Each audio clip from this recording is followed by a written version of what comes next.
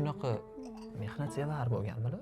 Onangni taniganimdan beri biror kun tinch o'tirganini ko'rgan emasman. Doimo harakat. Dada, onamni ko'zlari quvonib ketganini hech ko'rganmisiz? Esla olasizmi shuni? Onang quvonib ketsa, ko'zlari chaqnab ketadi. Bu chaqnagan ko'zlarni ko'rsang, bu xursandchilikni ko'rganingdan keyin yana ham yashaging kelib ketadi. Seni birinchi marta ko'rganida hovliga birgalikda ekkan gilosimiz birinchi marta gullaganida, Toshkent minorasiga chiqib, Toshkent shahrini balanddan ko'rganida ko'zlari shunaqa ham quvnab ketgan. Oxirgi marta qachon ko'rgansiz onamni ko'zlari quvonib ketganini? Servanka qo'yish uchun onangga paxta gullik chinni nabor olib kelganman. Men bu dasturxon ustida turganman. Ha, aynan shu. Orzuyimga yetdim, niyatimga yetdim deb xursand bo'lib ketgan. Ana endi keladigan aziz mehmonlarni shu bilan kutib olaman. Qo'ni qo'shnidan so'rab o'tirmayman degan. Sen u paytda hali go'dak eding.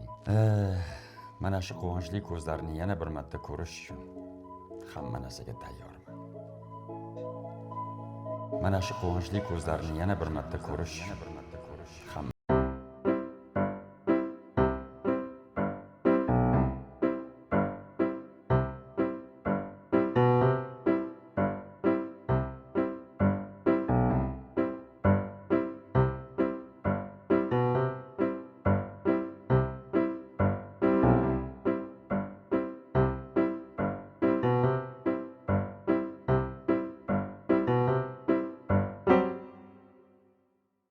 Manni ushlang. Hozir siz bilan zo'r bitta tomosha ko'ramiz. Qarang, qarang. Oyi! Ha, Dadam sizga zo'r sovg'a olib kelibdilar stol ustida. Ko'ring-chi. voy, yana qanaqa sovg'a.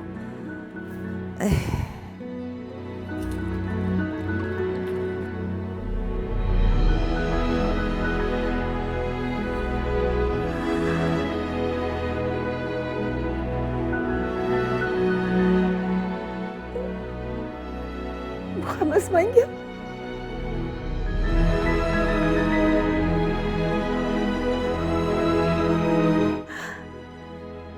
Rahmat.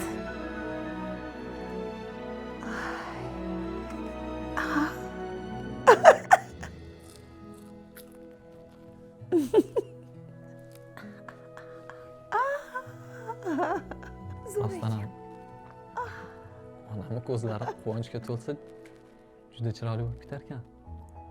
Aldamabsiz, dada. aynan mana shu ko'zlar. Judayam chiroyli ekan.